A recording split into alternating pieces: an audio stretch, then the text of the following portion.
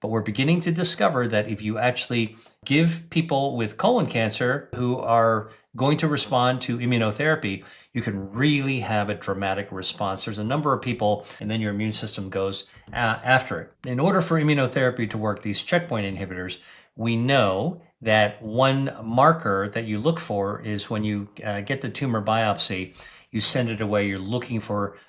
The surprising truth is that reheating food isn't automatically dangerous. In fact, for many foods, reheating is perfectly safe when it's done correctly. The problem is that a handful of everyday foods can change in ways most people never think about.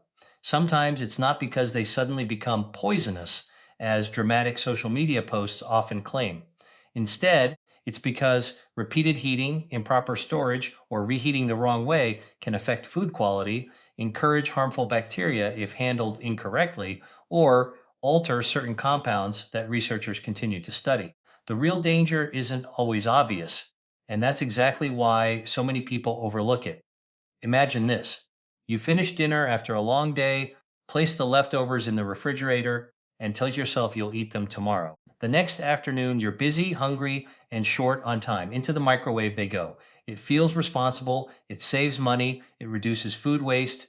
Millions of families do exactly the same thing every single day.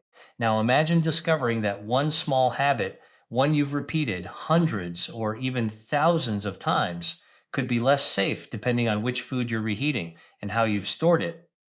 That possibility is enough to make anyone pause. Over the past decade, nutrition scientists, food safety experts, and cancer researchers have spent enormous effort trying to understand how everyday eating habits influence long term health. While no single food or cooking method alone determines whether someone develops cancer, researchers continue to learn more about how food preparation, storage, and cooking practices may influence exposure to certain harmful compounds. At the same time, food safety experts repeatedly remind us that many illnesses linked to leftovers have nothing to do with mysterious toxins. They happen because bacteria multiply when food isn't cooled, stored, or reheated properly. That's why separating scientific evidence from internet myths has never been more important. You may have heard dramatic warnings claiming that reheating certain foods instantly creates deadly toxins or guarantees cancer. Those statements spread quickly because they're frightening, but science is rarely that simple. Some claims are exaggerated, while others contain a small piece of truth that's often misunderstood. Knowing the difference could help you make smarter decisions without unnecessary fear. The goal isn't to scare you away from leftovers. Leftovers can be healthy, economical, and convenient. In fact, many nutritious meals are perfectly safe to enjoy the next day when handled correctly.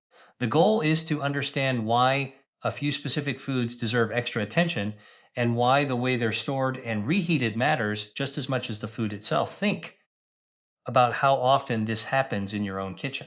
A cooked meal sits on the counter while everyone finishes eating. Maybe someone answers a phone call. Maybe the dishes wait until later. The food cools slowly before eventually making its way into the refrigerator. The next day, it's reheated until it's warm enough, not necessarily steaming hot throughout. Sometimes it gets reheated again because not everyone finished their portion the first time. None of those steps seem unusual. In fact, they seem completely normal. Yet, food safety specialists know that small decisions like these can make a significant difference. Temperature, time, moisture, and storage all work together in ways we can't see. Harmful bacteria don't announce themselves with a strange smell or unusual color. Chemical changes don't produce warning labels. That's why understanding what's happening behind the scenes is so valuable. One reason these topics create so much confusion is because people often mix together three completely different issues. The first is bacterial contamination caused by improper storage. The second is the formation of certain compounds during repeated or high temperature cooking. The third is the gradual loss of nutrients and food quality after repeated reheating. Each has different causes, different risks, and different solutions.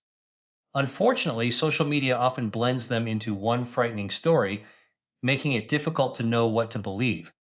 The encouraging news is that once you understand the basics, Protecting yourself becomes much easier than most people imagine. You don't need expensive kitchen equipment. You don't need a special diet. You don't need to throw away every leftover meal.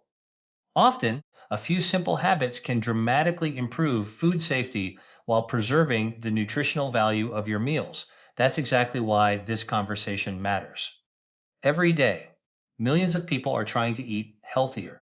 They buy fresh vegetables, prepare home cooked meals, and make thoughtful choices for themselves and their families.